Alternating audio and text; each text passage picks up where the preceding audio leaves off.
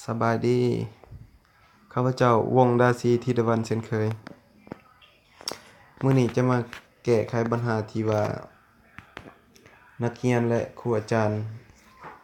มักว่าบ่มีปึ้มแบบเรียนสิเบิ่งบทเรียนกับบ่มีปึ้มแบบเรียนเพิ่นว่าได้มื้อนี้ข้าพเจ้าเลยปลดปัญหานี้ออกไปให้ทุกคนมีปึ้มแบบเรียนเป็นของตนเองบ่จะเป็นจะต้องเซาหอสมุดหรือบ่จะเป็นจะต้องเสียเงินค่าเซาโอเคเนาะเอามาเริ่มกันคือวิธีการดาวน์โหลดปึ้มแบบเรียนชั้นมัธยมศึกษาประถมศึกษาเข้าที่ Google Chrome เนาะเข้าที่ Chrome หรือว่าเข้าเบราว์เซอร์อันใดก็ได้พิมพ์ว่าห้อง ict.com กดไปเราถ่ายหน่อยนึง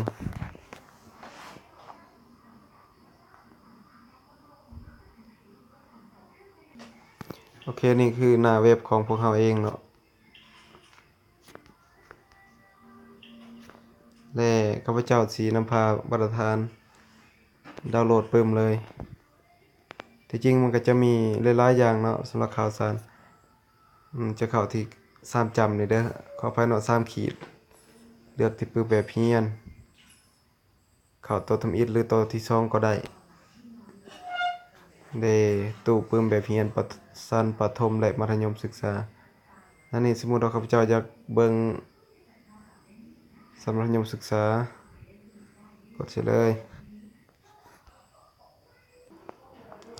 แล้วเราก็จะเห็นปึ้มหลายๆวิชาหลายๆชั้นเนาะเฮามาสุ่มอยากได้วิชาหยังเด้สมมุติว่าเอาเป็นวิชาพื้นฐานวิชาชีพห้อง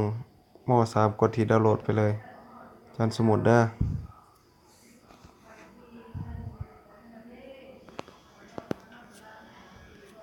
เห็นบ่มันจะเริ่มดาวน์โหลดให้เราเลย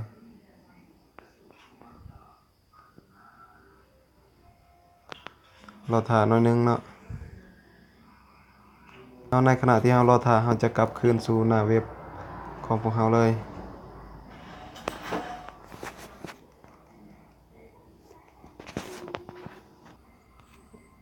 ในเมื่อกลับคืนสู่หน้าเว็บมันก็จะเป็นแบบนี้เก่าเนาะมันจะเป็นเกี่ยวกับข่าวสารระบบออนไลน์อย่างแน่ข้างความรู้สิ่งที่ควรรู้มีรูปภาพวิดีโอ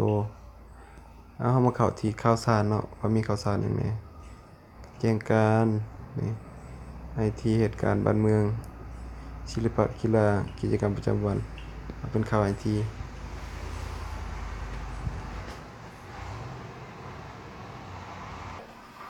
โอเคได้แล้วเนาะมีข่าวหยังแน่ซุมไปเสื้อสำหรับงาน Photoshop เด้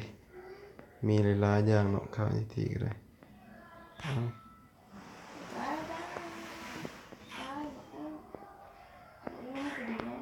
โอเคให้มาติดตามยังมาติดตามการดาวน์โหลดฮอตไซต์เลยแล้วก็ได้ 81% ที่จริงมันก็ดาวน์โหลดไวอยู่เนาะอันนี้อิงใส่อินเทอร์เน็ตของบ้านเฮามันจะ